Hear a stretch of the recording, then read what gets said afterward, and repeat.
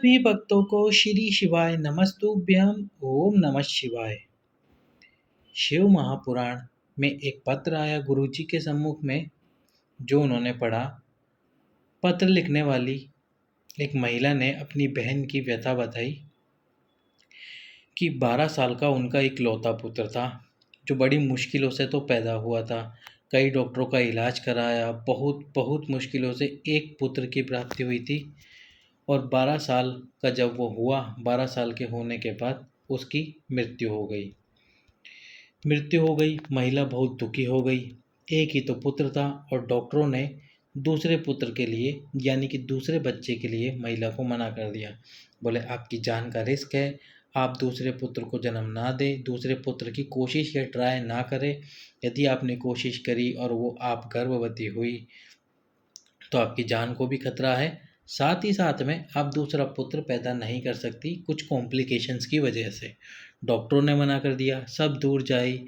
अब किसी महिला या माता के जवान बेटे जो केवल 12 साल का है, उसकी मृत्यु हो जाए उनके सामने, तो कितना दुख होता है। बहुत दुखी हो गई, किसी से कोई बात नहीं करती थी, बस अपने ही कमरे में रहती थी।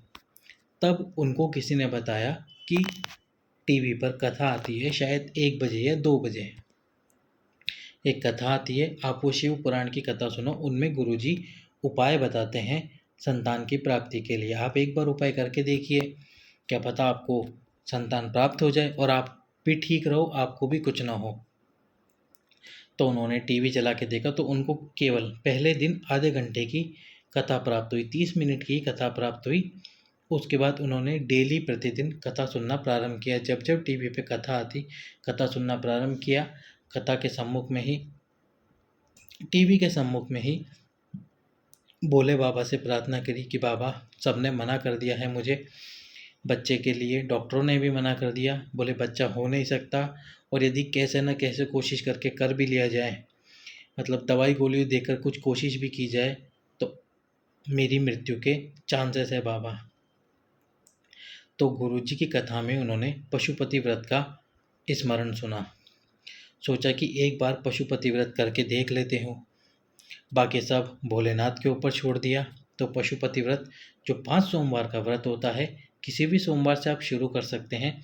बस एक बात का ध्यान रखिए, अगर आप शुरू ही करना चाहते हैं तो शुक्ल पक्ष के सोमवार से शुरू कीजिए, यानी कि उजाले पखवाड़े से।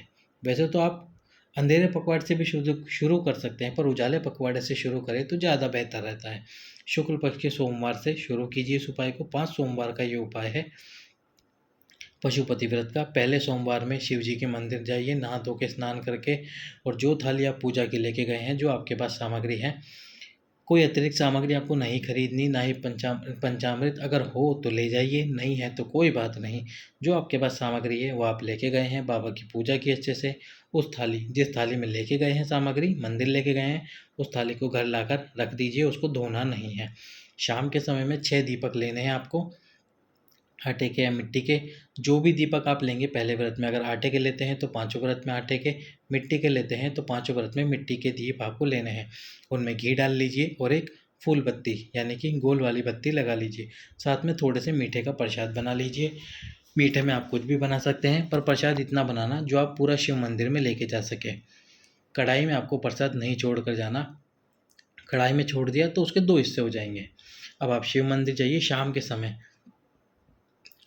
के समय केवल शिवलिंग पर छींटा मार दीजिए और पूजा कर लीजिए। पूजा यानी कि 6 दीप प्रज्वलित कर लीजिए। और ये जो आपने मीठे का भोजन बनाया है, पहले इस मीठे के भोजन के 3 हिस्से कर दीजिए। शिवलिंग के सम्मुख में रखकर, शिवलिंग के सम्मुख में प्रसाद रखिए, उसके 3 हिस्से कीजिए। फिर जो 6 दीपक आप लेके गए हैं, उसमें से 5 दीपकों को प्रज्वलित कर लीजिए, जला लीजिए। आपकी मनोकामना बोलिए दीपक जलाते समय। छठे दीप को वापस उठाकर थाली में रख लीजिए। जो 3 हिस्से किए हैं प्रसाद के, उसमें से एक हिस्सा आपकी थाली में रख लीजिए।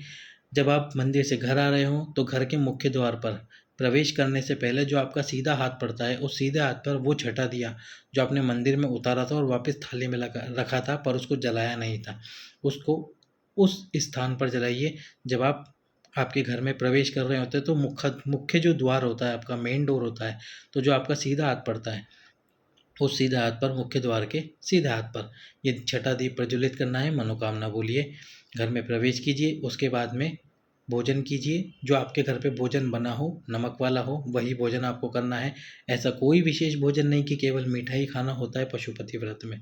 जब आप भोजन करने बैठे तो जो आप एक हिस्सा मंदिर से लेकर आए थे प्रसाद का, उस हिस्से को खाइए, तो उसके बाद भोजन ग्रहण कीजिए। ऐसे 5 सोमवार का ये व्रत होता है। जिस सोमवार को आपका व्रत हो, उस सोमवार में एक टाइम फलाहार कीजिए और एक टाइम भोजन कर लीजिए। 5 सोमवार का ये व्रत है। यदि महिला के रजस्वला धर्म या पीरियड आ जाता है, उस दिन केवल व्रत रखिए, मंदिर मत जाइए। वो व्रत गिना नहीं जाएगा। जैसे आपने 2 पशुपति व्रत किए, तीसरे व्रत में आपको पीरियड आ गया, तो वो व्रत गिना नहीं जाएगा। अगला जो व्रत आप करेंगे, जिस व्रत में मंदिर जाएंगे, 6 दीपक प्रज्वलित करेंगे और मीठे का भोजन बना के लेके जाएंगे, वही व्रत गिना जाएगा। तो ये वाला व्रत गिना नहीं जाएगा। इसके बाद जो व्रत करेंगे उसको तीसरे नंबर का व्रत गिना जाएगा। 5वें व्रत के दिन कोई सी भी 108 वस्तु लेके जाइए। बेलपत्र, पुष्प, इलायची, जो भी आपके पास में हो 108 वस्तु वो लेके जाइए। या फिर आप चने की दाल भी लेके जा सकते हैं 108, चावल भी लेके जा सकते हैं 108, पर चावल टूटा हुआ ना हो। 108 वस्तु समर्पित एक एक करके करनी है, पूरी 108 मत कीजिए। एक एक वस्तु पे श्री शिवाय नमस्तुभ्यम बोलते जाइए। जब 108वीं वस्तु समर्पित करें, उस पर थोड़ा सा चंदन अवश्य लगा दीजिए। उसके बाद में एक नारियल, जो पानी वाला नारियल आता है, श्रीफल आता है, उस पर 7 बार मूली का धागा लपेटिए। 11 रुपये साथ में रखिए। शिवलिंग को नारियल स्पर्श कराकर शिवलिंग के सम्मुख में रख दीजिए। ऊपर नहीं रखना है, क्योंकि ये पीठी का भाग होता है माता का। इसके ऊपर ना तो दीपक जला के रखा जाता है और ना ही नारियल रखा जाता है। जो भी सामान रखा जाता है वो शिवलिंग के सम्मुख में रखा जाता है।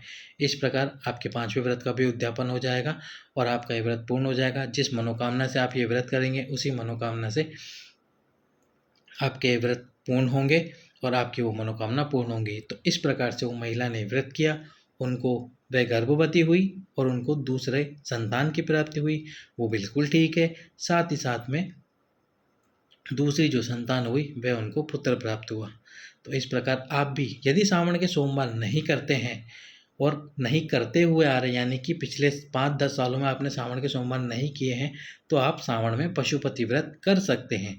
पर यदि 5-6 सालों से लगातार सावन के सोमवार करते हुए आ रहे हो, तो पशुपति व्रत को फिर आप भादवे में शुरू कीजिए। यदि सावन से पहले 2-3 एक पशुपति व्रत कर लिया है, तो सावन में रोक दीजिए। जब सावन समाप्त हो, भादवा शुरू हो, तो भादवे में बचे हुए पशुपति व्रत कीजिए। जैसे एक कर लिया है आपने, सावन शुरू हो गया है, बचे हुए 4 भादवे में कीजिए। 2 कर लिए हैं, बचे हुए 3 भादवे में कीजिए। 3 कर लिए हैं, बचे हुए 3 बचे हुए 2 भादवे में कीजिए। 4 कर लिए हैं, केवल आखिरी व्रत है उद्यापन का, सावन आ चुका है, तो वो एक व्रत का उद्यापन भी आप भादवे में ही करेंगे। इस प्रकार से पशुपति व्रत कीजिए। एक बार कर लिया है, मनोकामना पूर्ण नहीं हुई, फिर से कीजिए। मनोकामना पूर्ण नहीं, फिर से कीजिए। लगे रहिए, बाबा आपकी झोली अवश्य ही भरेगा। सभी भक्तों को श्री शिवाय नमः।